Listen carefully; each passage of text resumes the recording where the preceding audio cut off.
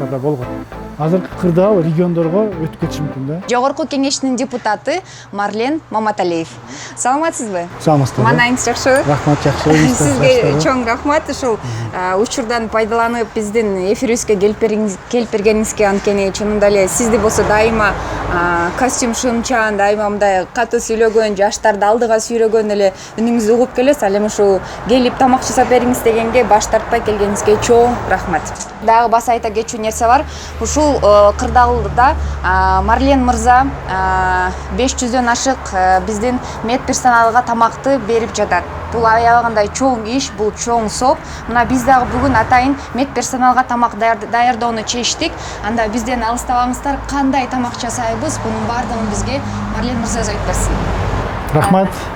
Сиз айткандай, чындап эле биз азыр күндүгө ошол элдик штабын түзүп, ошол элдик штаб ар кандай жардамдарды берип атат. Ошонун ичинде ошол тамакташуудагы маселеси жакшы каралып атат да. Ошол биздин медиктерге айрым учурларда күндүзү, кечинде кайсыл убакыт болбосун, айтор ошол демилгечилер менен чогуу, ыктыярчылар менен чогуу баардыгыбыз ошол өзүбүздүн болгон салымызды кошуп, медиктерге ушундай тамактар жасап берип атабыз. Ал эми бүгүн сиздердин передачаңызга атайын ушул маргеландык пирожок деп коет, же болбосо мындай кыргызча айтканда казан кебабындагы бир түрү деп айтылса болот.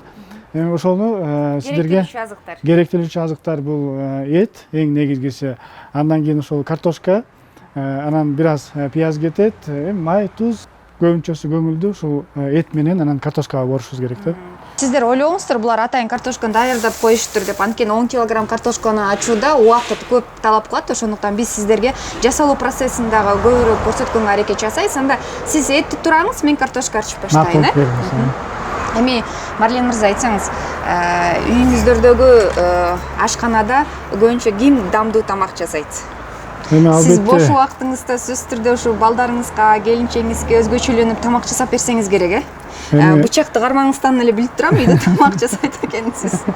Эми өзгөчө бул кухняда, же болбосо мындайча айтканда тамак жасоо бул айымдардын эле күндө кылып аткан бир мындай кесип эле болуп калды деп ойлосом болот. Анткени мен аялым кээ бирде түштө, биринчи үйлөнгөндө түштө чалып берчү да. Мен бүгүн эмне тамак сага кылып берейин депчи. Мен мындай рахаттанып, бул күндө мен көңүлүмдү сурап турбай, күндө эмне жасайын деп сурап турбай деп мындай сүйүнөт элем. Анан кийин көрсө дагы бир нерсеси бар экен. Аял кишиге аябай кыйын экен да. Күндө эмне кылам деген бир маселеден башталат экен. Директор менен башталган. Ооба, эмне тамак. Анан кийинчерээк оңой бир ыкма таап алдык. Мен меню түзүп берип койдум. Менюда ушундай понедельник, вторник, среда деп ар бир күнү кандай тамак болот экенин өзүнчө аныктап бөлүп алдык да. Андан кийин да жеңил болуп калды. Анан мына бул маргеланский пирожок дегенди дагы биринчи ушул илгери ушул ата-энем, апам көп жасачу да. Бизге аябай жакчу. Анан атам да кээ бир учурларда кел мен жасап берем деп ал да жасап калчу. Ошодон мындай көңүлгө жакшы калып калган нерсе экен. Анан мен атайын бүгүн да ушул тамак тандап атканда ушуну кылып берейинчи деп ойлодум да. Жакшы. Демек үй бүлөңүзгө маргеландык тамакты жасап берип турбайсызбы? Эми мындай убакыт чын айтканда өтө мындай аз болуп калат. Но кээ бирки учурларда мындай майрам болуп калса, эми көбүнчөсү чын айтыш керек 8-март болгондо мындай кел бир күн сени эс ал, мен жасап берейин деп жасап берем. Жакшы. Апаңыздын жакшы көргөн тамагыңыз. Апаңызга ошо суранып, апа ушул тамагыңызды жакшы көрөм, жасап бериңизчи деп болобу? Апам ушул мантыны аябай жакшы жасайт. Анан биз сагынып калабыз кадимкидей эле апама. Эми азыркы өзүнчө жашап, үйлөнгөндөн кийин өзүнчө болуп калдык, бирок чогуу жашаганда ошо айтчу элек да, келиңиз ушул мантыдан жасап бербейсизби депчи. Мантыны да жасаганда атайын немеден жасайт эле, тыквадан жасап берет эле, жусайдан аралаштырып жасап берет эле. Аябай дамдуу болчу да. Сизге мындай суроодо кандай үй бүлөдө чоңойдуңуз? Кайдан билим алдыңыз? Кайсы айылда өстүңүз?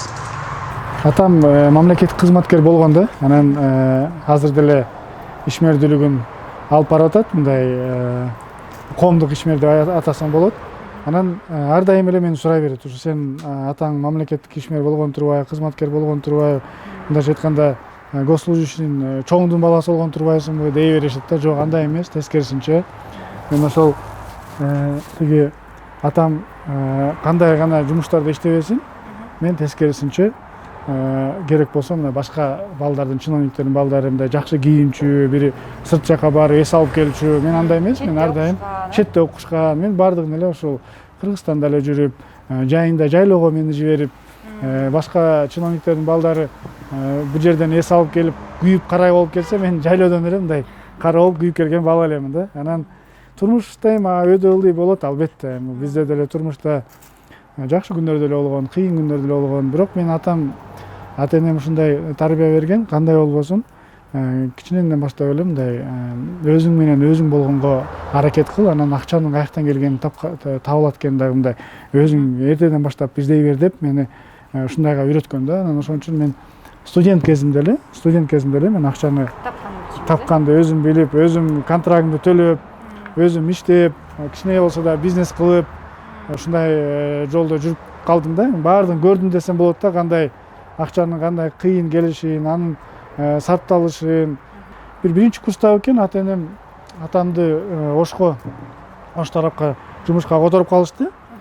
Анан мен жалгыз жашап калдым. Ошондо керек болсо мындай нанга дагы кээ бир учурларда акча жооп калган убактарда болгон. Аны да көргөм. Эми бизнес деп калбадыңызбы? Алгач бизнести эмнеден баштадыңыз? Эми бир кичинекей бизнести айта турган болсок, ошол жана студент болуп жүргөндө жанагындай попкорн жаңы чыгып аткан эле. Ошо попкорн аппараттарды бир кореец бир жарандан мен попкорнду арендага алып эле өзүм эле иштетип, өзүм эле сатып калдым да. Анан карасам, ал аппаратты атайын Америкадан алып келген аппарат экен. Карап көрсөм көп деле мындай кыйынчылыгы жок экен да. Анан местный биздин кишилер менен сүйлөшүп, токарлар менен ошону жасатып, атайын жасатып туруп, бир 5-10 жасатып туруп, анан мындай сетевой кылып туруп эле точкаларды ачып, шаарларга ачып, анан иштетип кеткем да. Ошондо анан кайра тиги кореецке алып барып бергем, бирок ал кийин билип калган. Сен жасаткан турбайсың дейт. Эми айттым, мен байке жасаттым. Это бизнес деп койдуңуз да? Мындай нормалдуу эле нерсе эмес, арендаңызды баарын төлөп бердим деп. Аныкын неметпей төлөп, баарын берип. Бирок ошо менен мындай биринчи бизнесим болду деп айтсам болот. Демек сиз шаарда эле өскөн турбайсызбы? Борбордо эле. Көбүнчөсү дээрлик көпчүлүгү шаарда эле өсүп калган да. Мен бүт эле шаарда немете эле шаардын досторум деле бүт шаардан, окуум деле шаардан, университетти деле шаардан, баардыгын ушул жерден бүтүп калдым да. Жериңиз каяктан, түйүңүз? Мен атам ошол Алайдан, Үчтөбө деген жерден болот. Эми ошол кичинекей кезимде бир 4-класска чейин ар дайым алып барып таштап койчу 3 айчы. Ошондо жүрүп келгем, кийинчерээк эми такыр эле барбай калдык. Эми барганда мындай бир жылда бир барсаң барып каласыз да. Кандай бир жакшылык, жамандыктарга эле барбасаңыз негизи ошондой.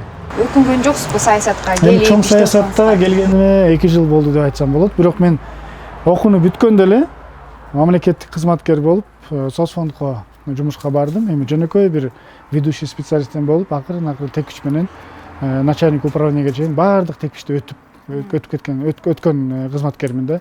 Андан кийин Минэкономикага болдум, ал жерде зам министр болдум, өкмөттө иштедим, айтор баардык жерде тармактарда мамлекеттик кызматкер катары иштедим да. Анан иштеп жүрүп бир топ чоң саясатчылар менен иштедим. Ошол Жапаров Акылбек менен, Феликс Кулов менен, Өмүрбек Бабанов менен, Темир Сариев деген бир топ мындай чоң саясатчылар менен иштеп көрдүм ичинен кандай экенин. Анан ошондо бир эми баардык мамлекеттик кызматкер жөнөкөй солдат, генерал болом дегенде эле мамлекеттик кызматкер дагы оюнда бар да, мындай кызмат менен өскөн көч. Анан мен дагы ошондой өзүм тилегим борчу, оюм болчу. Анан эң негизгиси мен ушул мамлекеттик кызматкер болуп иштеп атканда бир нерсени түшүндүм. Эгерде мен кандайдыр бир жаңылыктарды, өзгөртүүлөрдү жакшы мындай эл үчүн иштеп берем деген нерселерди көп ойлоно берчүмүн да, бирок эч эле аткара албайт экенмин. Анткени мен баягы исполнительный аткаруучу бийликте жүрүп эле көп нерсеге кыла албайт экенмин. Анан бир нерсени түшүндүм, эгер депутат болуп калсаң, мыйзам аркылуу көп нерсени чечкенге болот экен, көп нерсени оңдогонго болот экен деп мен ошол депутат болуп келер менен 2 жыл болду. 2 жылда 13 мыйзам иштеп чыктым да. 13 мыйзамды керек болсо мактанганым эмес кеп, бирок керек болсо 4 созувда иштеп аткан дагы депутаттар анча жазган эмес да. Сиз мына айтып жатасыз, Феликс Кулов, жана ошондой эле Темир Сариев, булар деген мындайча айтканда саясаттын чоң кишилери да. Анан ошол саясаттын казандагы кайнаган. Мисалы үчүн, эмне үчүн сиз ошондо Темир Сариевдин партиясына кошулуп, ошол партиядан чыккан жоксуз? Неге сиз ошо Өмүрбек Бабановдун Республика партиясын таңдап, ошол партиядан депутат болуп барып, анан кайра ошол партиядан чыгып кеттиңиз? Мен ошол Ардамыста жүрдүм 2010 жылы. жаштар канатында жүрдүм. Анан ошол жерден деле депутат болууга мындай умтулдум, бир топ аракеттерди кылдым. Бирок ошол убакта алар атамды чакырып калышты ошол партияга.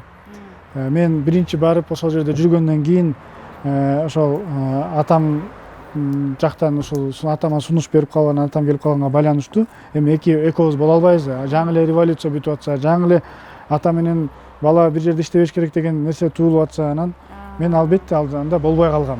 Бирок мен өзүмдүн ордум бар эле, өзүмдүн кылган салымым бар эле. Мен ошол жерде Бишкек шаары боюнча чыккам.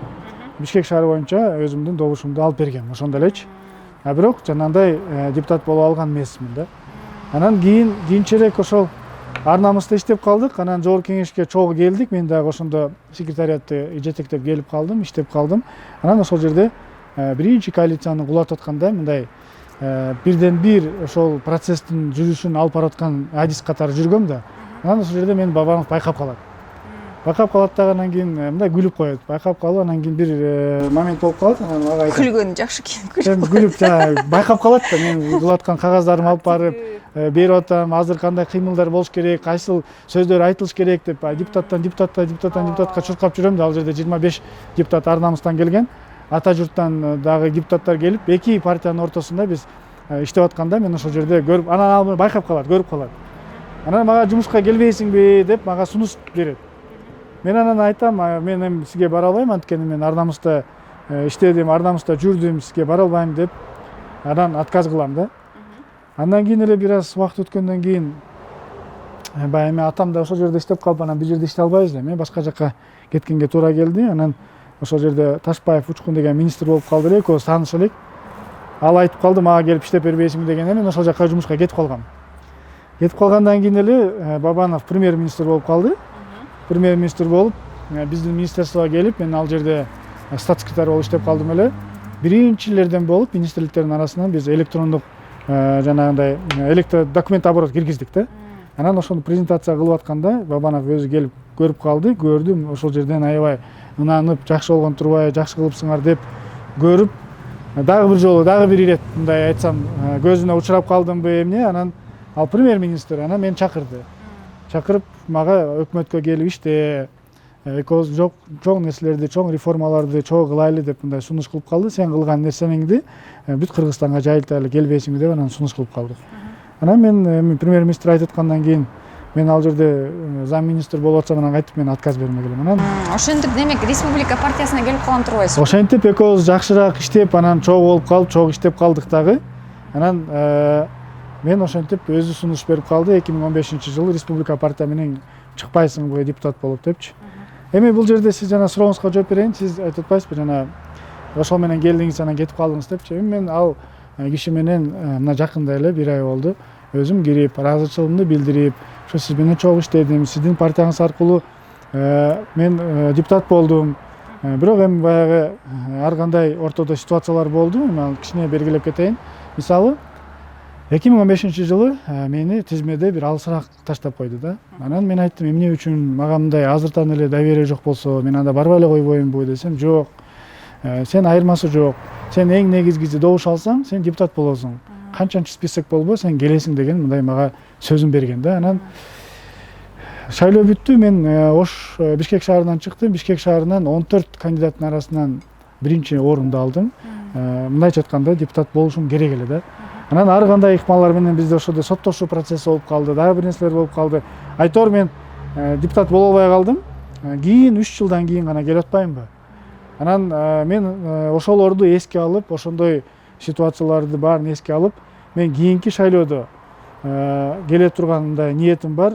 Бирок дагы ошентип мен алданып калбайын, же болбосо башкалар чыгып кетпей койбосун, же болбосо дагы калып калбайын. Анан дагы 3 жылдан кийин келип дагы өзүмдүн аткарган нерселеримди толугуча аткара албай калбайын деген максат менен мен түшүндүм дагы ушундай процесс болуп кетерин, болуп кетиши мүмкүн экенин. Анан башка өзүмдүн принциптериме таянып, өзүмдүн мындай көз карашымдагы таянып, бир өзүмдүн мындайча айтканда сунуштарым менен азыр бир топ партиялар менен сүйлөшүп жүрүп жатам да. Партиянын мүчөсүнө курамына кириш үчүн канча акча керек? Мына ушул маселе дагы биздин коомчулукта аябай дүрбөлөң болуп атпайбы? Биздин азыркы учурдагы мыйзамыбыз ошого жол берип калды да. Анткени мыйзам боюнча партиянын жетекчиси чечет, ким кайсынчы канчанчы орунда болот. Жана ошо жетекчиси эмес, ошо политсовет чечет да, чогуу биргеликте. Анан албетте партиялардын азыркы учурда баягы өтүшүнө бир эле мындай чоң маселе бул акча маселеси болуп калып атат да. Биз каалайбызбы, ошол эле агит материалдарын, ошол эле агитаторлорго төлөй турган маселе, жанагындай баннерлерди төгө турган маселе, ошолордун баардыгы акчага келип калганына байланыштуу сөзсүз түрдө акча ролду чоң ойноп атат азыркы учурда да. Эгерде мыйзам боюнча лидер партия эмес, эл өзү чече турган болсо, ким келиш керек? Анда мындай нерсе болбойт эле да. Ошондуктан азыркы учурда акча дагы өз ролун ойноп атат. Мен жеке өзүм азыр кире турган партиялардын бирөөсүнө дагы мындай акча берип же берем деген жокмун. Мен болгону айтып атам, мен өзүмдүн расходумду өзүм көтөрөм деген мындай маселе бар да. Ал бар. Ал эми жарнакка сөзсүз түрдө керек да акча деген туурабы? Азыркы учурда азыркы кырдаалды көрүп жатасыз, кандай болуп атат, Ору кичине болсо дагы эми башка күндөргө салыштырмалуу кичине болсо да азайып баштады да. Бирок эми ушундай учурда сиздер каникулга тарап кеткениңиздер туурабы? Негизи эле ушул каникулга чыгып кеткенибиз мен туура эмес деп эсептейм. Биздин кыймыл аракеттерибиз, биздин кылган иштерибиз каникулга чейин болуш керек эле. Биз көп нерсени азыр утуруп жүрдүк, көп нерсени алдынан алдырып жүрдүк. Биздин азыркы чогулганыбыз мүмкүн тескерисинче өкмөткө мындайча айтканда тоскоол болуп калышы мүмкүн. Анткени азыр толугу менен ачык айтыш керек, андан мындай тартынбаш керек. Президент толугу менен контролго өзүн алганга мажбур болуп алды да. Азыркы кырдаал региондорго өтүп кетиши мүмкүн да. Эгерде региондорго өткөзбөйлү десек, анда биз азыртан баштап Бишкекте кандай проблемалар болду, ошондой проблемаларды эске алып, региондордо алдын ала бардык уюштуруу жумуштарды кылыш керек да. Бул жана койка месталарды, бул медикаменттерди, бул жабдыктарды, жанагы ИВЛ аппараттары, кислородный аппараттарды баардыгын азыртан баштап региондордо толугу менен иш-чаралар өткөзүп коюш керек деген катымды жолдоп, эми иш жүргүзүп атам. Мен коллегаларым таарынбасын, бирок мен ачык айтып коюшум керек. Аны бүгүн болбосо эртең сөзсүз эл өзү да айтат, эл анткени баарын көрүп турат. Тилекке каршы биздин бир топ депутаттарыбыз ушундай кырдаалда башка жакта эс алып атабы же үйүндө эс алып атабы айтор такыр чыкпай коюшту да. Ошонун арасынан тилекке каршы чириген байлар да бар экен. Бир тыйынын чыгарып коюп же бир салымын да кошпогондор бар экен да. Мен эми ойлойм, алардын атын атап же ысмын айткандын кереги жок. Эл өзү баа берип алат. Бүгүн болбосо эртең баардыгы ачыкка чыгат деп ойлойм да. Мен ошого бир аз мындай тооба кылып таң калып отурам да. Эмне үчүн ушундай кыйын болуп атканда отурушат депчи көрсөм, мен мындай анализ өзүм үчүн кылып койдум да. Ар бир адамдын өзүнүн ички дүйнөсүнө байланыштуу ар бир ситуацияга реагировать этет экен. Эгерде ушундай эми согушта бул, согуш деп атасам деле боло берет. Ушундай согушта демек бул жарандарыбыз эч качан алдыга чыгып алып элин коргобой турган жарандар экен деген мындай таянак келип отурат да. Сиз канча айлык алдыңыз кетип атканда ушу эс алууга? Мен айлыгым ар дайым 33 миң, 35 миң чыгат ар дайым мындай. Бирок ошонун тегерегинде ар дайым чыгат да. Анан кийин отпускка чыгат да, чыкканда 2 айдыкын кошуп туруп, плюс больничный кошуп туруп 100 миң, 120 миң экен, ошонун тегерегинде алдым да. Бирок маселе алда эмес. Маселе туура ошол акчаларды биз отказ кылып туруп мындай элге кайра жумшап койсок болот эле деген бул эң туураараак болмок. Мен эми өзүмдү өзүм кантип мындай кичине успокаивать атам. Бул жерде мен тескерисинче элге азыркы учурда, мына азыркы 12 күн болду, 12 күндөн бери элдик штаб иштеп атат. Мындай камерага мындай айтпай деле койсо болот эле, элге айтпай деле койсо болот эле, бирок ошол отпускка чыккан айлыгымдын 10 эсесин кайра азыр элге жумшадым да, мындайча айткандачы. Мен ошон үчүн өзүмдөн бир аз ыңгайлуу сезип атам, анткени мен ансыз деле аны албасам деле, алсам деле мен сөзсүз түрдө баары бир могу акчаны элиме жумшайт элем деп жумшап атам дагы. Анан дагы белгисиз дагы канча күн болот, дагы канча акча кетет, бирок мен болгон чын жүрөгүмдөн болгон ошол нерсемди кылып атам, дагы да кылам да. Бизден эч кайда алыстабаңыздар. Мынакей картошканы дагы турап бүттүк. Бул жерде 10 килограмм картошка, азыр пияздар чейбиз, эт дагы даяр болуп калды. Эт дагы даяр болуп калды, 10 килограмм эт бул дагы. Отунду сиз жагасызбы же мен жагайынбы? Жок, өзүм эле жагып турам. Анда чыгыңыз. Жасалуу процессин дагы көрсөтөлү.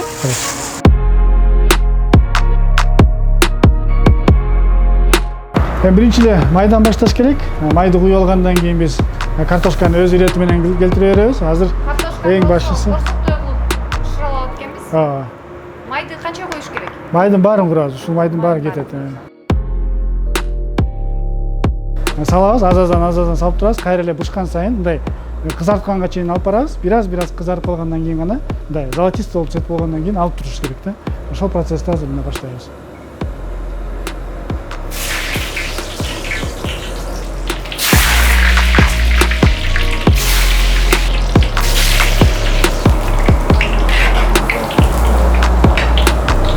Борсок бышыргандай эле.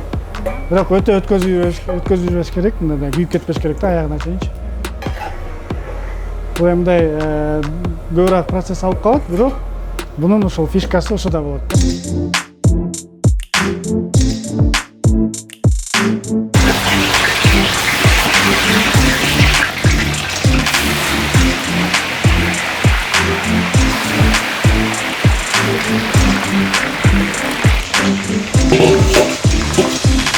Сиздин атыңызда менюга тамак бересиз.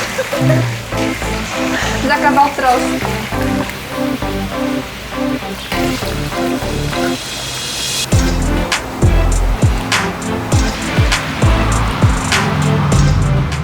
Бая башында айткандай, картошканы өзүнчө кызартып, бышырып алдык. Мындай аягына чейин эмес, бирок кичине кызартып, золотистый цветке чейин жеткизип койдук. Андан кийин ошол эле ыкма менен этти кылдык да.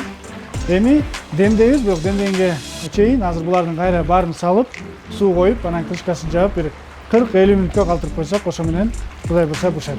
Ушул бая айтылган маргеландык пирожок деген ушинтип ушундай метод менен жасалат да. Мында сала берели.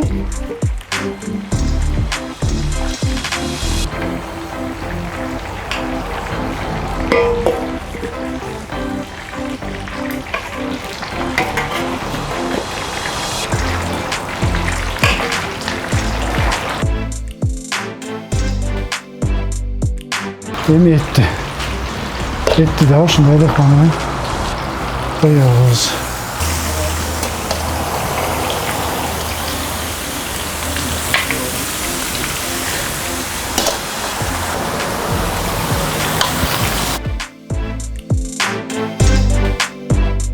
Эки литр суу куюш керек. Эми бая биз чоң порция жасап көргөн эмеспиз, бирок примерно 2 литр эле, бирок мен карап турам, бираз көбүрөөк кетип калат экен дагы. Биз ошо ойдогудай картошканы салды. Андан кийин азыр үстүнө этти койдук. Бул принциптин ошол жакшы жагы эттин баардыгы астында эмес, тескерисинче үстүнө коюп, көбүнчөсүндай акценттин баардыгы этке коюлат да. Ошондуктан этти үстүнө коюп туруп, азыр тузун септик, эми азыр крышканы жаап коебуз. Урматтуу көрүүчүлөр, биз алдан ары көрсөтүүбүздү уланта берели.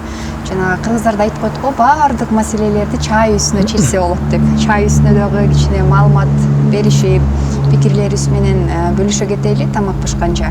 Эми Марлен мырза айтсаңыз, жанагы Россияда курьер болуп иштеп жүргөн баланын келечеги кандай болду? Ушул Бекзат Жолдубай уулуну Германияга акысыз окууга жөнөтөм дедиңиз. Ал кайсы окуу жайды тандады? Азыркы учурда ал бала кайыкта окуп жатат же бул ишиңиз аягына чейин чыкпай калдыбы? Жок, мен эми өзүмдүн негизи эле турмуштук принциптерим ушундай. Бир нерсени баштасам, аягына чыкмай сайын орун таба албайм да. Ошол сыяктуу айтылган сөз атылган ок дейсизби? Ошондой мен жашымдан бери ушундай өсүп келатам. Ошого дагы принципке кармалганга аракет кылам да. Эми Бекзат жеке өзү азыр келген. Азыр Ошто өзү ошол жактан болот экен. Ошто курс үйрөнүп, бекер азыр биз курс үйрөтүп атабыз. Азыр бул илетке байланыштуу кичине туруп калды. Ойлоп атабыз августта Кудай бурса Германияга, эгерде баардык границалар ачылса, учат. Учпай калса, биз ал жак менен сүйлөшүп койдук, мындай удаленка менен деле окуй берет. Аны биз азыркы учурда мындай алар Германияда өзү негизи, экинчиси эл айтып атат, ошол жерде айткандар болду. Германияда ансыз деле бекер окуйт го, эмне эле муну пиар кылып атат депчи. Бекер окубайт. Эгерде сиз тилди билсеңиз, эгерде сиз баардыгын өзүм окууга өтсөңүз, анда ооба. Анда бекер болот. А биз как раз таки ошол тилди үйрөнсүн деп университеттердин астында бир академия болот экен. Ал академиялардын баардыгы платный, окуу жайы, тамак ашы, окуусу баардыгы платный. Биз ошолордун баардыгын азыр каржылап берип атам. Ал ошол жерге 1 жыл окуйт. 1 жылдан кийин S1 деген уровеньге тилди үйрөнөт. Андан кийин Кудай бурса ошол эле академиянын астындагы жана университеттер менен договор бар экен. Ошол университеттер менен мен тапшырат деп 100% ишенип турам. Тапшырса туура, андан аркысы окуусу бекер болот. Бирок кайра эле жатаканасы, тамак ашы менин мойнума жүктөлөт. Анткени мен айткам, ошол 5 жыл болсо 5 жыл, канча жыл болсо ошол менен толугу менен алам деп. Кудайым буйрса ал келаткан август айында окуйт. Сиз атаны, апаны барктаган адам экенсиз да. Сөзүңүздө апам айткан, атам талап койгон депчи. Негизи ата-эненин тарбиясын, ата-энесинин батасын алган адам өң өткөн да, өнөт алдыга умтулат экен. Ошондуктан дайыма ата-эненин батасын алып жүрүш керек экен. Мындай суроодо эске, апаңызга акыркы жолу качан чалдыңыз? Апама кече күнү чалгам. Анткени атам менен апам азыр могу илдетке байланыштуу Алайга кетишкен да. Анан Алайда алсыраак болуп турсун деп Алайга атайын жиберип, ошол жерде бир жайлоого өзүнчө боз үй тигип, ошол жерде эс алсын деп мындай жиберген элек. Азыр ошол жакта тенем күндө бир маал чалып, кандайсыздар, ден соолугуңуздар жакшыбы деп чалып турам. Эми Бишкекте болгондо анча көп чалбайм, чын айтайын. Бирок сөзсүз түрдө суббота сайын өзүмдүн балдарымды, семьямды алып барып туруп, ошол жерге бир күн отурабыз, бир күн кечки ата-энебиз менен болобуз. Ал эми мындай чалып койгон жактан жумасына бир 2 жолу болбоду дегенде бир 2 жолу бирок чалам сөзсүз түрдөчү.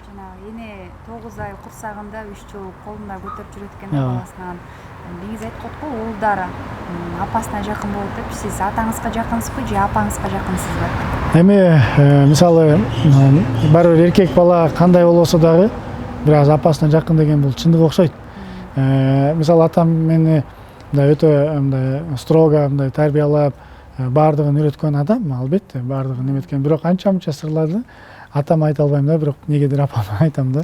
Ошол апам айтып койсун дейинби, же апам барып атам айтсын дейинби. Айтор апага көбүрөөк көңүл бурулуп калат.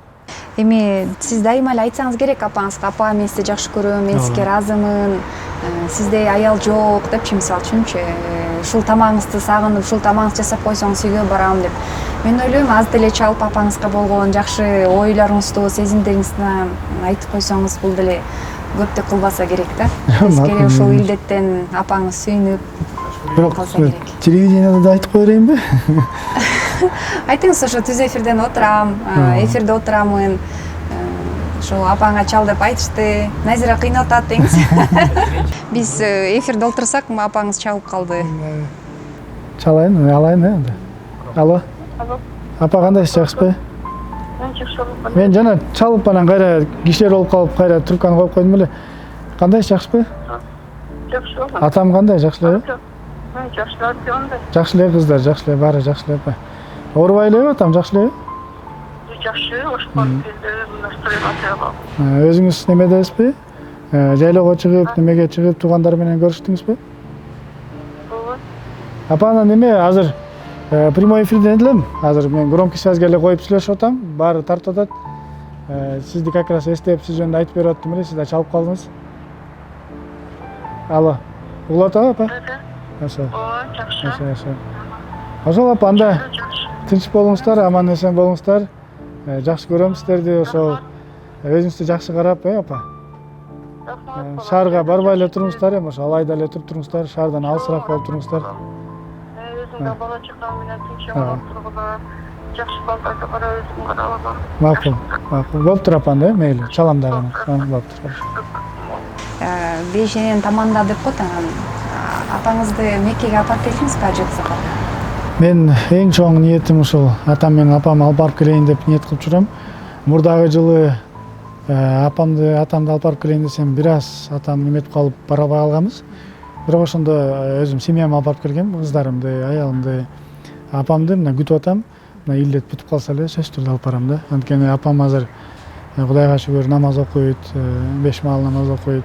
Өзүнүн да ниети, тилеги ушул ушуну сөзсүз түрдө аткарганга ушул Кудай насип этсин дейт элем. Анда жакшы, биздин тамагыбыз бышып калса керек, барып байкап көрөлү, дамдап көрөлү.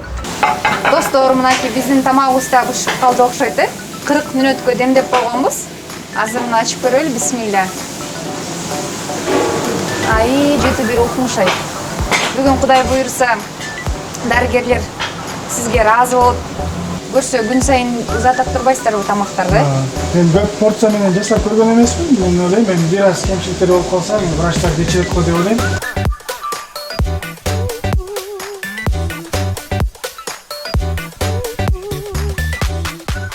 Марлен мырза өз колу менен даярдаган даамдуу тамакта даяр болду, аз дамдап көрөлү. Кеңиштер мына мен айткан жана маргелан пирожогу да бүттү. Кеңиштер чогуу ушу дамдап көрөлү. Сиз остуңуз. Так. Ай картошкасы аябай сонун болуптур. Даамдуу болуптур, жакшы болуптур.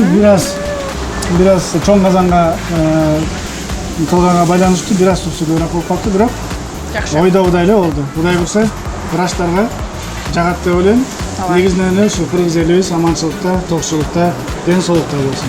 Урматтуу көрүүчүлөр, коштошпойбуз сиздер менен. Кудай буйруса, эмки эфирде дагы кызыктуу маалыматтар менен бөлүшкөнгө аракет жасайбыз. Лайк басууну унутпаңыздар, комментарий сөзсүз түрдө калтырыңыздар. Анда көрүшкөнчө. Жакшы болуңуздар.